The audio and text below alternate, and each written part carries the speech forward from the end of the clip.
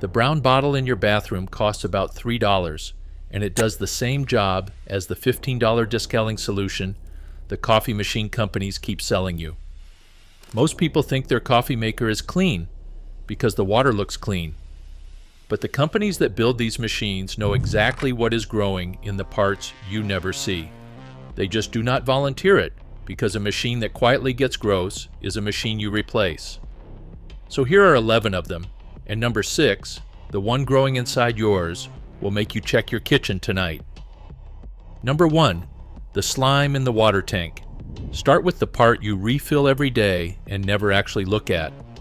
Pull the water reservoir off your machine and run a finger along the inside of the bottom corner. If it feels even slightly slick or slippery, that is biofilm, a living layer of bacteria and mold that sets up shop anywhere water sits still and warm. A tank that gets topped up but never scrubbed is the perfect home for it, and every cup you brew is pulling water straight through that layer before it ever reaches your mug. Peroxide handles this because it is an oxidizer. When it hits that slimy film, it releases oxygen and tears the living layer apart, and unlike the $15 bottle they sell you, it costs almost nothing. Fill the reservoir with a mix of about half 3% peroxide and half water. Let it sit for 10 minutes, then scrub the corners with a bottle brush and rinse it well. The tank comes out clear and smells like nothing at all.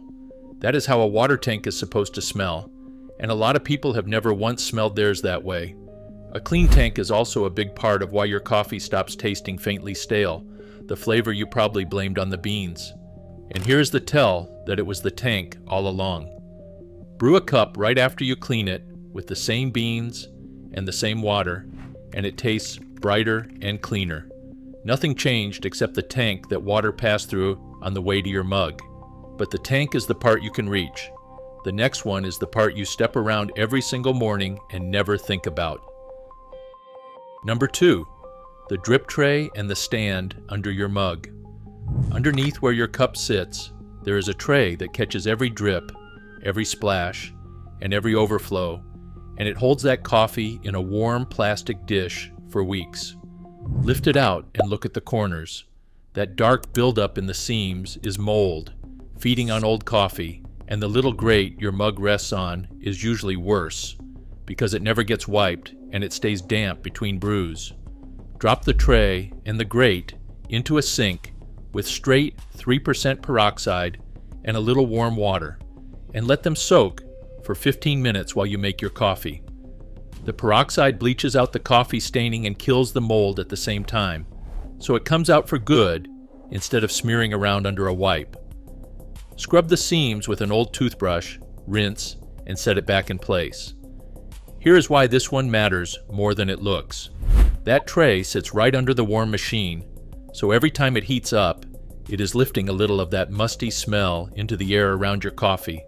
Clean it, and the whole corner of your kitchen smells better. It is also the first thing a repair technician sees when they open your machine, and it quietly tells them how everything inside has been treated. Now, some of the grime is on parts you can pop off completely, and those are the easiest win of all. Number 3, everything that comes off the machine. Almost every coffee maker has parts that lift or snap right out. The carafe and its lid, the filter basket, the pod holder, the reservoir lid, the spoon, and the scoop. These are the parts touching your coffee most directly, and they collect oils, brown staining, and a slick film that a quick rinse under the tap never removes. Coffee oil in particular goes rancid, and that is a big part of why an old machine slowly starts to taste bitter no matter what beans you put in it. Fill a basin with warm water and a good splash of 3% peroxide and let all of it soak together for about 20 minutes. The peroxide lifts the brown coffee oils out of the plastic and sanitizes every surface at once, and it gets into the textured spots and pour spouts a sponge cannot reach. Give each piece a wipe, rinse them under clean water, and stand them up to air dry rather than sealing them wet in a cupboard, because trapped moisture is how the film starts all over again. You just did what the manual calls a deep clean, the one they suggest you buy a special kit for, with a bottle you already own, and you can do it as often as you like for pennies. And the coffee itself tastes cleaner once these are clean, because a lot of what makes an old machine taste bitter is old oil sitting on these exact pieces. And one quick thing before we keep going. If you want every fix in this video in one place, check out my secret hydrogen peroxide guides. The link is in the description. And if you are watching this on your TV, just scan the QR code on my channel banner. But there is one kind of buildup peroxide we'll not touch, and being straight with you about it is the whole point of this next one. Number 4, the scale you cannot scrub off. This is the one that keeps everything else on this list honest. If your machine is slow, spitting, or leaving a chalky white crust around the spout and the tank, that is limescale. And limescale is a mineral, not grime. Peroxide is a sanitizer. It kills the living stuff, but it will not dissolve a mineral, and I'm not going to pretend it does. For scale, you need an acid. Here's the part the companies really do not want floating around. That bottle costing $12 to $15 of branded Descaling solution is mostly just citric acid, and a spoon of plain citric acid from the baking aisle does the same job for pennies. Run a cycle of citric acid and water through the machine with no pod or filter in it. Let it sit halfway through for about 15 minutes to eat the scale, then finish the cycle. Plain white vinegar works too on a basic drip machine, but citric acid is the safer pick, because some pod and espresso makers warn that vinegar can wear on the seals over time. Left alone, that scale keeps building on the heating element until the machine cannot get water hot enough to brew, and that is the exact point where a perfectly good machine gets thrown out and replaced, when a 15-minute descaling cycle every month would have kept it running for years. One firm rule though, never run an acid and peroxide through the machine at the same time. Vinegar and peroxide in particular react into a harsh acid you do not want to breathe, so always do one, rinse it out fully, then the other. Acid for the scale, peroxide for the living stuff. And this next spot is one almost nobody ever cleans. Number 5. The needle nobody cleans. If you have a pod machine, there is a sharp needle that punctures the top of every pod, and usually a second one underneath that pierces the bottom. Coffee grounds and oil cake onto those needles until they clog. And a clogged needle is the number one reason a pod machine starts brewing weak, half full, or slow. People throw the whole machine out over a problem that lives on a part the size of a pin. Unplug the machine first. Straighten a paper clip and gently clear the holes in the top needle, and check the one underneath the pod holder too, because that is the one people forget. Then wipe both needles and the pod holder down with a cloth dampened in 3% peroxide to lift the oils and kill anything growing in there. If the pod holder pops out, give it a full soak in the peroxide and water mix while you are at it.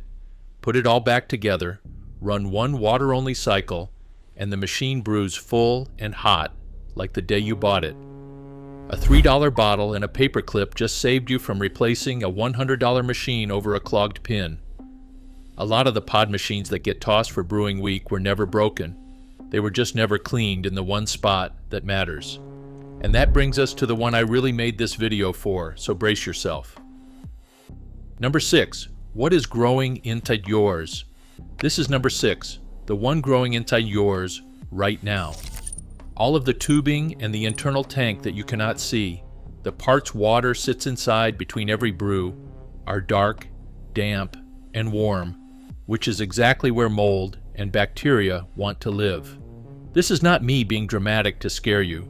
Labs that have actually swabbed the inside of these machines keep finding mold and several different kinds of bacteria living in the inner tubes in machines that look spotless from the outside. Every brew, your hot water passes through that before it lands in your cup. Here is how you flush it. Fill the reservoir with a mix of about half 3% peroxide and half water, and run it through the machine cycle by cycle, exactly like brewing. So the peroxide travels the same path your coffee does and sanitizes the tubing along the way. Let the machine sit with peroxide inside it for about 30 minutes so it has time to work on the growth, then run the rest of it out. Peroxide breaks down into nothing but water and oxygen, which is exactly why it is fine to send through a system you drink from, as long as you rinse it out properly afterward. One honest limit though, if a machine has been neglected for years and the inner lines are packed with black mold you can see coming out into the cup, that is past a rinse, and you are better off replacing it than drinking through it. But that is rare, and it is the exception. For everything short of that, this monthly flush keeps the inside as clean as the outside, which is the whole problem, because right now they do not match. And rinsing is next, because that part genuinely matters. Number 7, rinsing it so you are not drinking it. This one is short, and it is the most important rule in the whole video. Anytime you run peroxide or vinegar through the machine, you rinse until every trace of it is gone before you brew again. This is a machine you drink from, so this step is not optional, and it is not the place to rush. After your cleaning cycle, empty the reservoir, fill it with plain, fresh water, and run it all the way through. Then do it again, and then once more. 3 full, water-only cycles. Peroxide is gentle, and it breaks down fast, so a few rinses clear it out completely, and you will know it is done when there is no fizz, no smell, and the water runs out tasting like nothing but water. That is your signal that the machine is clean and safe to brew. It costs you nothing but a few extra minutes and some tap water, and it is the difference between sanitizing your machine and accidentally seasoning your coffee with cleaner. Then your next cup tastes like coffee instead of whatever was hiding in the lines. Skipping or shortcutting this rinse is the one mistake to never make with any of these fixes, so build it into the routine every single time, the same way you would rinse a glass after washing it. Now if you brew into a pot that sits on a heated plate, this next one is for you. Number 8, the burnt ring on the warming plate. On a drip machine, the plate that keeps your pot warm slowly bakes on a hard brown ring of scorched coffee. People scrub at it with the sponge and give up, because heat has basically fused it to the metal, and no amount of dish soap is going to lift something that has been cooked on for months. Make sure the machine is unplugged and completely cool first, because this is a heating surface, and you never work on it hot or plugged in. Then make a paste of 3% peroxide and baking soda, spread it over the burnt ring, and let it sit for 10 minutes. The baking soda gives you a gentle scrub that will not scratch the plate, and the peroxide loosens the scorched coffee so it wipes away instead of fighting you the whole time. Wipe it clean with a damp cloth and dry it fully before you plug the machine back in. The plate looks new, and your kitchen stops smelling faintly of burnt coffee every time the machine heats back up, which is a smell you stop noticing until it is finally gone. It also stops that scorched taste from creeping into the pot, because coffee left sitting on a burnt plate slowly cooks against it and turns bitter. And if this video is saving you money, take 1 second and hit subscribe, because I put out a new one of these every week, and your wallet will thank you. The next one is the container you probably drink from more than any mug in the house. Number 9, the travel mug and the thermal carafe. A travel mug or an insulated carafe seems easy to rinse, but the smell never fully leaves, and there is a reason for that. The lid has a rubber gasket and a set of tight seams, and coffee gets trapped in there and grows mold. You can smell but cannot reach with a sponge. The dishwasher does not fix it either, because it never gets under that seal. Pop the silicone gasket out of the lid, and you will almost always find a dark ring of gunk hiding underneath it that you never knew was there. Drop the gasket, the lid, and the mug into 3% peroxide and let them soak for 15 minutes. Then work a bottle brush and a toothbrush into every seam and thread. The peroxide kills the mold in the gasket and clears the stale coffee smell for good, not just for a day. Push the gasket back into place, and your mug actually tastes clean again. This is the fix people miss for years while they slowly talk themselves into believing that sour edge is just how their favorite mug smells now. That sour edge was never permanent. It was coming from a strip of silicone that needed 30 seconds of attention. And if your machine does anything with milk, the last real trouble spot is hiding there. Number 10, the milk side of the machine. If your machine has a steam wand or a milk frother, That is the dirtiest part of the whole setup, and the one people ignore the most. Milk left in a wand or a frothing jug turns into a breeding ground for bacteria within hours, and dried milk builds up inside the tip and the channels where you cannot see any of it. After every single use, you should purge a short burst of steam and wipe the wand down, which is exactly what a cafe does between drinks. But to actually clean it, soak the frother parts and the tip in warm water with a good splash of 3% peroxide for 15 minutes, which breaks the dried milk down and kills the bacteria living in it. For a wand that does not come apart, submerge just the tip in a jug of that same peroxide and water mix and let it soak for a few minutes. Then wipe it and clear it with a short steam purge. Rinse everything well with plain water afterward, same rule as always. Do the same for the frothing jug or the milk container, since dried milk rings hide right where the lid meets the base. Baristas clean this part obsessively because they know exactly what grows in warm milk, and it is the part almost no one bothers with at home, which is a shame because it is the part your lips touch and the part that most changes how your latte tastes. That leaves one thing, which is turning all of this into a routine they can never sell you again. Number 11, the reset that ends the pods for good. Here is how you put the whole thing on autopilot so you never buy their cleaning products again. Once a month, run a peroxide and water cycle to sanitize the lines, rinse it 3 times, then run a vinegar and water cycle to handle the scale, and rinse again. In between, soak your removable parts once a week and wipe the tray. That is the entire maintenance plan, and it takes a few minutes of hands off soaking while you go about your morning. Now add up what that routine replaces. The $12 to $15 bottle of Descaling solution, the little rinse pods they sell right next to it, and the big one, the $100 machine you would have replaced in a couple of years just because it got slow, started tasting off, and you assumed it was worn out.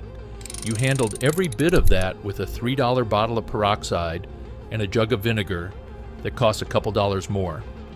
Keep this up, and the same machine lasts you years longer, brewing hot and clean the whole time, and you stop buying a single thing off the cleaning shelf they built around your machine.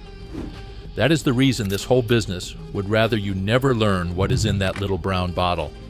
The machine makers, the Descaling brands, and the pot aisle are all quietly counting on you believing your coffee maker is disposable. It never was.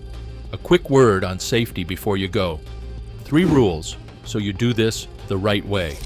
First, only ever use regular 3% hydrogen peroxide, the plain brown drugstore bottle, and never a stronger concentration, because this is a machine that touches what you drink. Second, never mix peroxide and vinegar in the tank at the same time, because together they make a harsh acid you do not want to breathe.